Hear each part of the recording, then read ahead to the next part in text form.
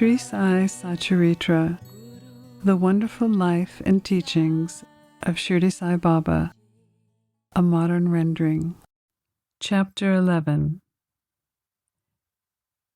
In this chapter, let us now describe the Saguna Brahman Sai, how he was worshipped, and how he controlled the elements. Humble pranams to Sai, the all-pervasive Sadguru. There are two aspects of God or Brahman, the Nirguna and the Saguna. The Nirguna is formless, while the Saguna is with form. They both express the same Brahman. Some prefer to worship the formless, some the form. As stated in the Bhagavad Gita, the worship of the form is easy and preferable. As man has a form, it is natural and easy for him to worship God with a form. Our love and devotion do not develop unless we worship the form of God for a period of time, and as we advance, it leads us to the meditation of Nirguna Brahman, the formless Brahman. So let us start with Saguna worship. Image, altar, fire, light, sun, water, and Brahman are the 7 objects of worship, but the Sadguru is better than all of these. Let us on this occasion bring to our mind the form of Sai, who was detachment incarnate, and who was the resting place for his wholehearted devotees. Our faith in his words is a seat of asana, and our sankalpam is the abandonment of all desires. Some call Baba a devotee of the Lord, while others call him a great devotee, but to us he was God incarnate. He was extremely forgiving, never irritable, straight, soft, tolerant, and content beyond comparison. Though he looked embodied and having a form, he was really beyond the body, emotionless, detached, and internally free. The Ganges on its way to the sea cools and refreshes the creatures affected with heat, gives life to crops and trees, and quenches the thirst of many. Similarly, saints like Baba, while they live their own life, give solace and comfort to all. Lord Krishna has said, "The saint is my soul, my living image. I am he, and he is my pure form." This indescribable Shakti, or power of God, known as pure existence, consciousness, and bliss, incarnated in the form of Sai Baba in Shirdi. The Shruti describes Brahman as bliss. This we read of or hear daily in books, but the devoted experience this Brahman or bliss in Shirdi. Baba, the support of all, required no prop or support from anyone. He always used a piece of sackcloth for his seat. His devotees covered his small bed and placed a bolster as a rest for his back. Baba respected the feelings of his devotees and allowed them to worship him as they liked. Some waved fams before him, some played musical instruments, some washed his hands and feet, some others applied scent and sandal paste. Some gave betel nut with leaves and other things, and some offered Naivedya. But though he looked like he was living in Shirdi, he was present everywhere. This all-pervasiveness of his was experienced daily by his devotees. Our humble pranams to this, the all-pervasive Sadguru. Sandal paste to Baba's forehead. Dr. Pandit, a friend of Tatya's, came to Shirdi for Baba's darshan. After pranaming to Baba, he stayed in the masjid for some time. Baba asked him to go see Dadabat Kelkar. He went to Dadabat and was well received. Then Dadabat left his house for puja with Dr. Pandit accompanying him. Until then, no one had dared apply sandal paste to Baba's forehead. Only Malsapati would apply it to his throat. But this simple-hearted devotee took Dadabat's dish of puja materials, took the sandal paste, and drew a tripundra, 3 lines on Baba's forehead. To the surprise of all, Baba kept silent, not uttering a single word. That evening, Dadabat asked Baba, "How is it that you object to sandal paste being applied to your forehead by others, but you allowed Dr. Pandit to do so?" Baba replied that Dr. Pandit believed him to be the same as his own guru. When he applied the paste to his forehead, he was doing it to his guru, so he could not object.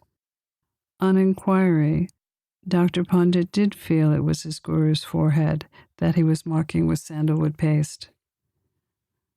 Though Baba allowed the devotees to worship him as they pleased, he still acted in a strange way at times. Sometimes he threw the puja dish and was wrath incarnate, and no one could approach him. Sometimes he scolded the devotees, and at other times he looked softer than wax, a statue of peace and forgiveness. Although sometimes he seemed to shake with anger and his red eyes rolled round and round, he was internally a stream of affection and motherly love. Immediately he would call out his devotees and say he was never really angry with them. It was impossible for him to neglect the devotees' welfare, just as it was impossible for mothers to kick their children and for the sea to turn back the rivers flowing into it. He was a slave of his devotees. He stood by them and responded to them whenever they called, and always longed for their love.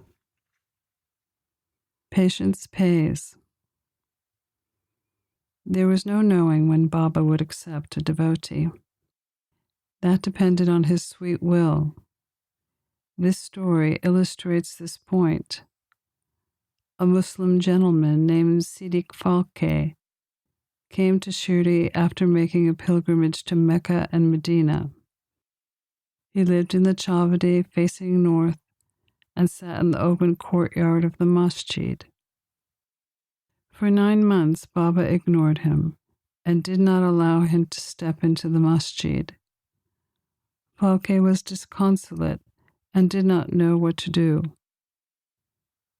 Someone advised him not to be disappointed, but to try to approach Baba through Shama, a close and intimate devotee. He said that as Shiva is approached through his servant Nandi, so Baba should be approached through Shama. Falke liked the idea and appealed to Shama to intercede for him. Shama agreed, and when the time was right, he approached Baba and asked, "Baba, why don't you allow the old Haji, the one who made the pilgrimage to Mecca, to step in the masjid while so many people freely come and go, taking your darshan? Why can't you bless him once?" Baba replied, "Shama, you are too young to understand these things. If the fakir does not allow it, what can I do? Without his grace, who will climb into the masjid? Well, go to him and ask him whether he will come to the narrow footpath near the well." Shama went and returned with an affirmative answer. Then Baba said to Shama, "Ask him whether he's willing to pay me the sum of 40,000 rupees in 4 installments." Shama went and returned with the answer that he was willing to pay even 50 lakhs. Again, Baba said to Shama, "We are going to butcher a goat in the masjid, so ask him whether he would like to have mutton, haunch, or the testicles of the goat." Shama returned with the answer that Haji would be happy to receive even a small crumb from Baba's mud pot.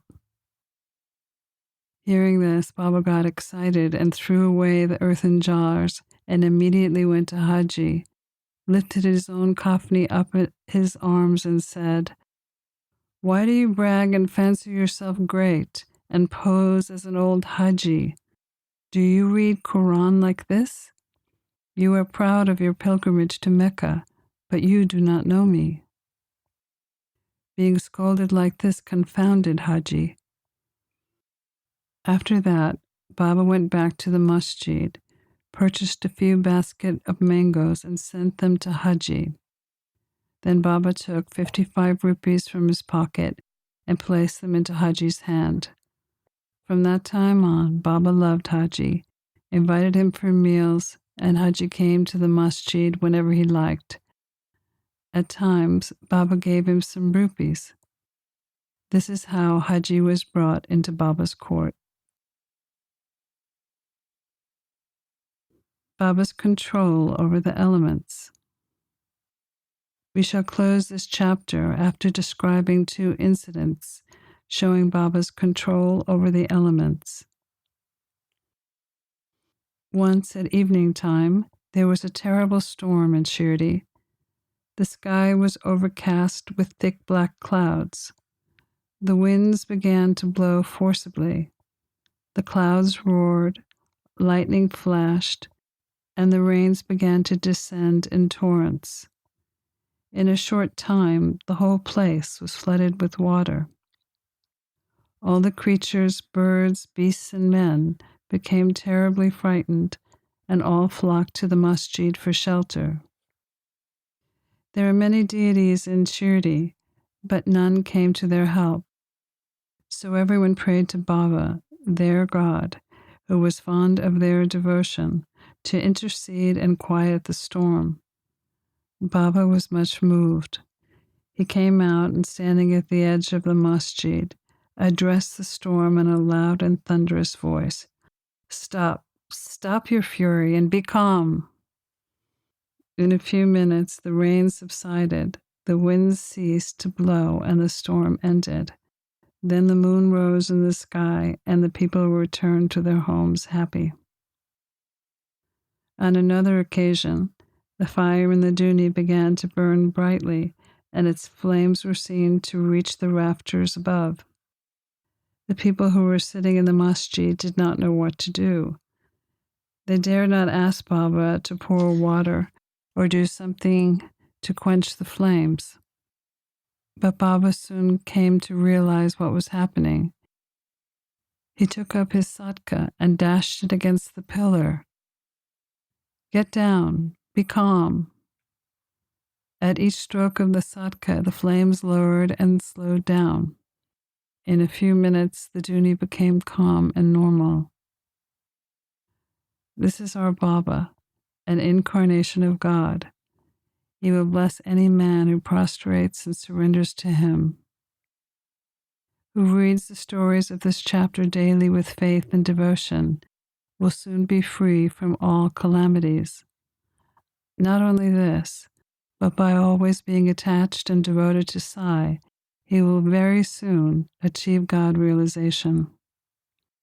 All his desires will be fulfilled, and then being desireless, he will attain the Supreme. Amen. Pranams to Sri Sai. Peace be to all.